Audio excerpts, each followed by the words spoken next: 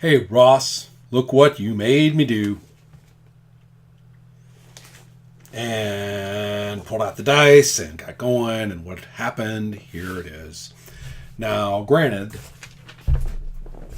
I came up with this name through the course of making up the character. I didn't start with it, but we ended up with Shining Star, a 22-year-old elf.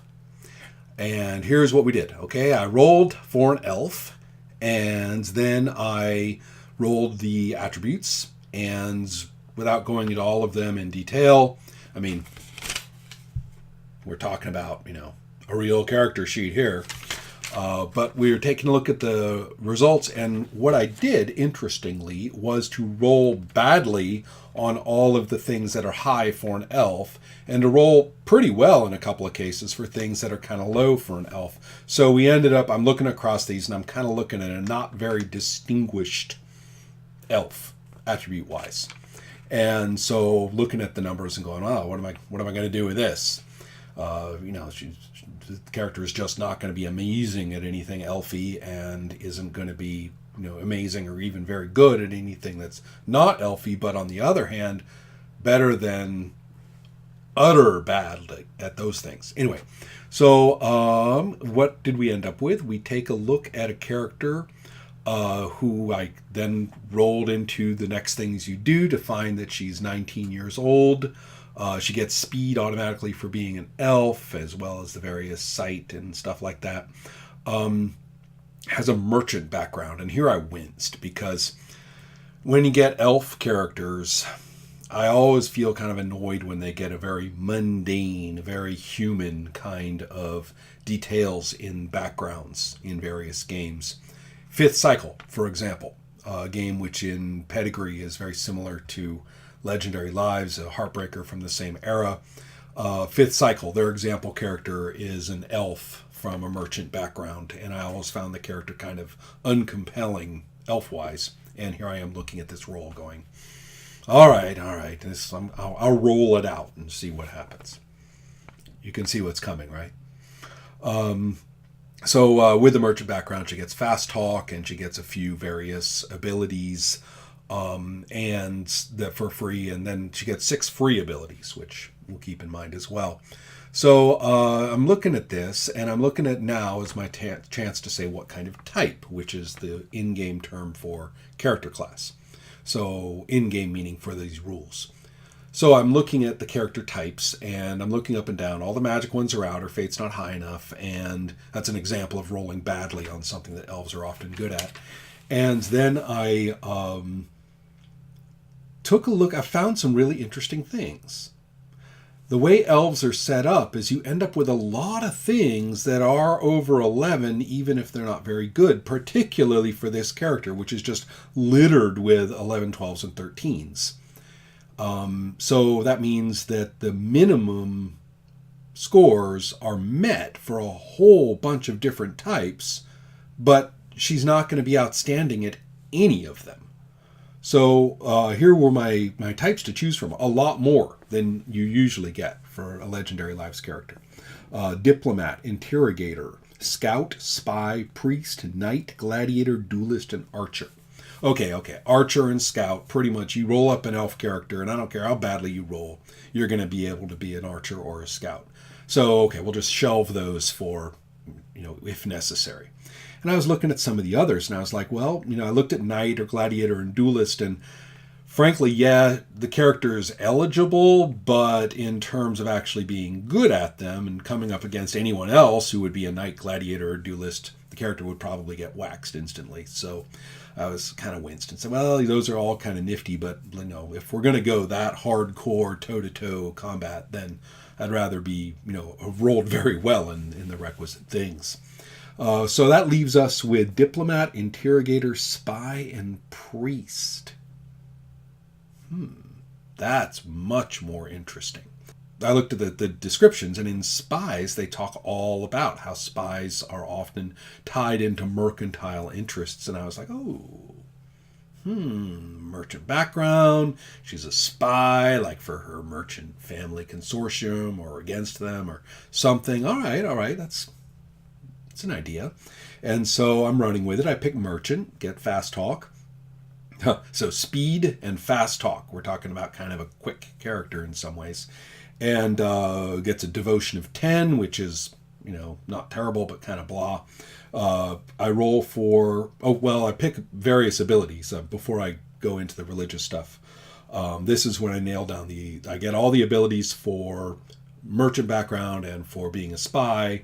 I get the 6 extra, and I start thinking some more, and we're going to need lie, and past experience leads me to say that you get free specialties, you get sanity, or else your character is going to go bonkers if they run into the wrong thing. So I'm looking at a few other things, and I got kind of an interesting idea along the way in that I roll for the details of the character. And the details, like all the eye color and stuff. So we've got amber eyes, strawberry blonde hair. The hair is long and ratty, and that's where I was like, really? Because I had already started thinking of my gossamer, real thick but real fine hair kind of thing. And I was like, oh, really? Long and ratty? Okay. And kept thinking about what I was getting. Values friendship and idolizes a craftsman. And so that's kind of personal. And she treasures a musical instrument. And that kind of clicked it for me. I was like, oh, a musical instrument, craftsman, friendship. Okay, maybe this person wanted to be, or is sort of like on a secondary level, is a musical person. And maybe even thinks of herself as a musician. And if she gets paid for something, she is, in fact, a musician. And this is all starting to tie together really nicely for the spy thing. Remember, a type is what your character is effectively in pure story terms, not necessarily what they call themselves or think of themselves as. Okay, so the type is, the background is a merchant, and the sort of personal background or interests are kind of musical and craftsman, and then the type is a spy. It's kind of working. So I'm thinking more and more about this, and I keep rolling. And of course, then we hit those really interesting ones, kind of the same mind that I tapped later for Circle of Hands, where you roll for a couple of physical and behavioral details. And it's... She has wrinkles, she's slovenly, and she's rude. Whoa, okay, that threw me a curve.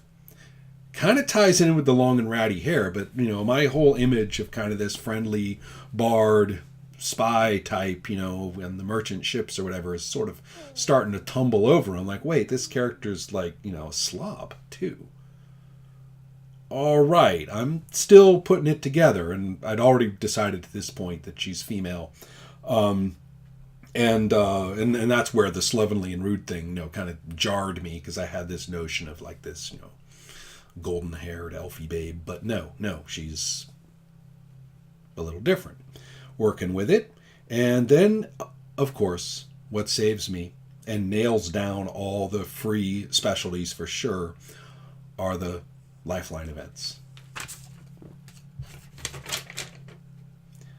Because I was real uncertain. There's pieces drifting around in my head at this point. I'm not quite hitting a character yet. I roll the lifeline events. She owes a friend $1,000, and the friend is a priest. By the way, I had already checked the religion too, and like many elves, she actually worships the She pantheon. And she's a Dana worshiper, so it's pretty much just the cool mom, woman, goddess. Nothing too special, except you go off and you do like cool rituals with other women at in the woods and stuff like that once in a while. But she's just a worshiper, no rank or anything. Okay, it is the one sort of traditional elfy thing about her, though. But this ties in here that the money that she owes is to a friend who's a priest. And remember, she values friendship, and she is a worshiper of this particular goddess. So it's click, click, click. And now she also has a lover who needs financial support. Oh, wow. Owe money to the priest. need to support this lover if it's not the same person. And the lover, I roll, has moved away. Probably two different characters, I'm thinking. So I'm just thinking. And then we move on, and we find that she has a relative, an older sister, who needs financial support too. All right, that's 3 things in a row, all about her needing to funnel money off to these people that she cares about or is tied to in some way. And then one's a sibling, an older sister. We roll again and find that a relative hid a fortune in the family home. And that turns out to be a younger sister. Okay, so we've got 3 sisters, and we have this web of this one needs financial support, and this one hid a fortune in the family home. And then we have the lover, and then we have this priest. One more. Okay, one more. Is this going to be what? More money? Yeah, right. That can't happen. Imprisoned for theft for 3 years.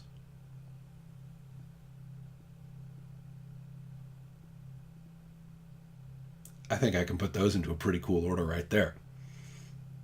So, without going into all the details, I put those into a cool order, and Shining Star is now the slovenly thing, the rude thing, it all clicks together. She just got out of prison, and it is just so clear. I am so ready to play Shining Star.